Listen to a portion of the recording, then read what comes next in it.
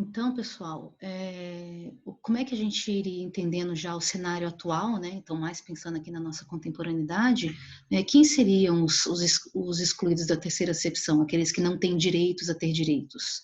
Né? Seriam todos aqueles que passam a denunciar o modo como esse ideário da sociedade moderna não funciona. Né? Então, quando começa a surgir, né, ser visibilizado, ser enunciado, né, a não garantia de direitos, por exemplo, quando a gente vê os pobres no centro da cidade, situações como Cracolândia, por exemplo, né, usuários de drogas, então, em ambientes públicos, né, quando tem movimentos sociais de grupos de pessoas que se reúnem exigindo direitos, né, para pertencer ao espaço público, para poder organizar suas vidas individuais, né? Então, à medida que existem movimentos populares, né, de pessoas que são aquelas que estão sendo destituídas de seus direitos, quando começa a ter reivindicação, né, não apenas os direitos, mas a reivindicar a sua humanidade, porque a gente também tem que lembrar da dimensão simbólica, né?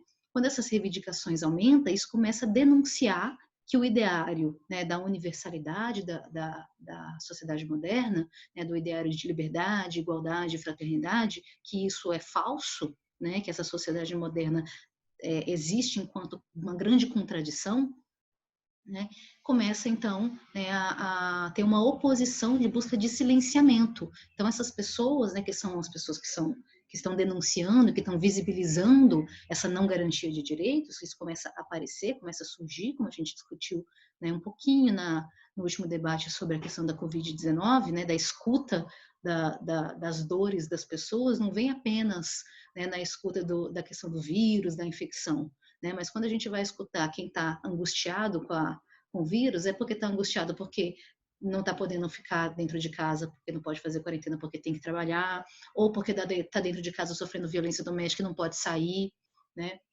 Enfim, então está visibilizando a miséria humana que é produzida por esse mesmo campo social, né?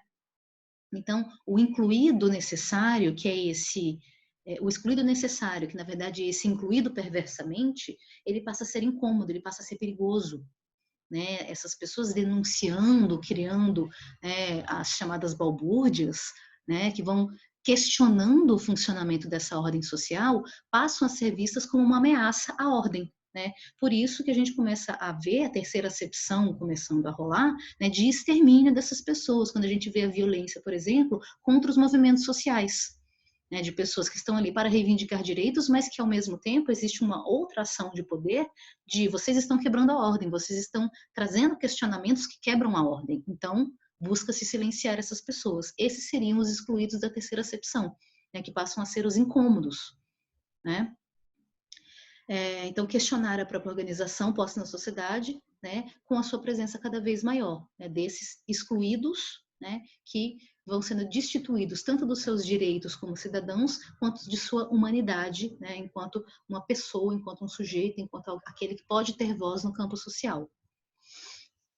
Então, no lugar da exclusão, né, o que a gente vê é uma dialética, é um excluído inicialmente necessário, né, depois ele passa a ser um excluído perigoso, né, ele foi, em primeiro, incluído perversamente, ele fazia parte do mecanismo de funcionamento social, depois ele passa a ser um excluído perigoso, né, porque ele começa a questionar a ordem social, né, e isso vai acontecendo justamente o quê? Com a tomada de consciência das posições de vulnerabilidade que as diversas populações, que são minorias, né, começam a ter. Quando a gente pensa, por exemplo, no movimento feminista, no movimento de trabalhadores, no movimento negro, no movimento LGBT, né, então das pessoas que começam a perceber, tomar consciência, né, então tem uma contradição aí da posição de se eu sou um sujeito de direito, eu deveria ter direitos. Se eu sou um ser humano, eu deveria ser tratado como um.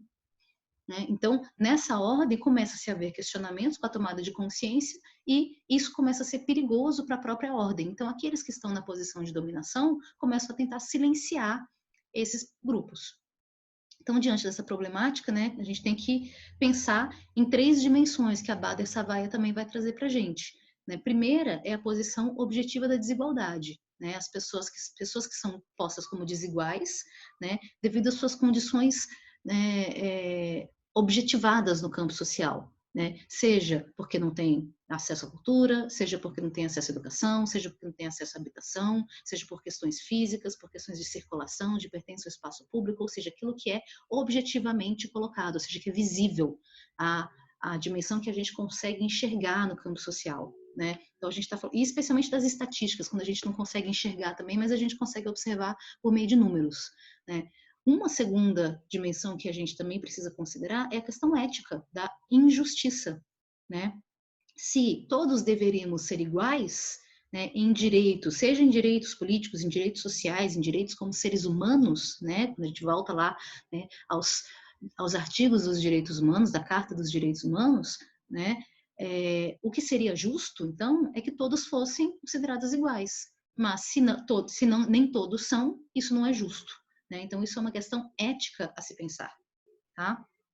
E por fim, né, que é aqui nos cabe muito, né, e aí enquanto profissionais da psicologia, né, onde a gente vai acabar, né, recebendo para poder, de demanda para poder intervir, é a dimensão subjetiva do sofrimento, né, porque ser excluído, né, em qualquer aspecto que a gente possa pensar, tanto material quanto simbólico, né, das dimensões todas que circulam no campo social, ser excluído produz sofrimento, né? Então, dialogar com uma mulher na clínica, né, ao receber aí as demandas que ela vai trazer para mim na clínica, eu não vou escutar apenas a demanda, mas eu também tenho que saber que existe uma posição de exclusão por ela ser mulher, né? Se for uma pessoa negra, existe uma posição de exclusão para essa pessoa ser negra. Se for uma pessoa, né, com uma deficiência, então todos esses elementos, eles são elementos produtores de sofrimento também, né? Por isso que importa muito aos psicólogos, né, o combate às exclusões e a busca por igualdade no campo social,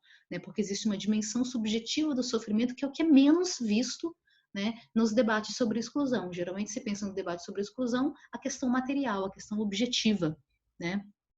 Mas não se olha que o que está por trás disso tudo é um grande sofrimento da experiência dessas pessoas. Quando a gente fala lá, portanto, das subjetividades angustiadas, né? O que é crescer em uma sociedade em que eu sou posto, então, constantemente numa posição de separação dessa coesão social. Eu sou destituído de um poder, eu sou destituído de participação, eu sou destituído de expressão, eu sou destituído de liberdade, né? E é claro, isso vai ser, então, um dos motivos, né, de produção do sofrimento que a gente encontra aí, tanto nas sociedades pretéritas, mas é alvo de observação da sociedade contemporânea.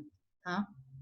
Então, levando em conta a dimensão objetiva da desigualdade, a dimensão ética da injustiça e a subjetiva do sofrimento, a exclusão social pode ser entendida como um descompromisso político com o sofrimento do outro, né? Então, as práticas de exclusão, elas não se comprometem com as populações em sofrimento, não se comprometem com o sofrimento daquelas pessoas que passam pelas diversas acepções da exclusão, seja por serem discriminadas, seja por não terem alguns direitos garantidos, seja por não terem nenhum direito garantido, serem destituídas da sua humanidade.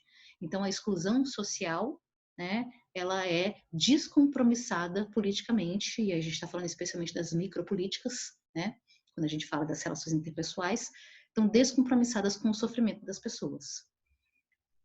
Fica aí algumas questões para vocês, gente, que é aquele questionário, e tinha pensado em fazer enquanto questionário essa aula, mas vou fazer como fórum, que foi entendido como uma opção melhor para a gente, ok? Então, vou postar um fórum, não com essas questões, com questões que sejam mais abrangentes, mas que sejam em menor quantidade.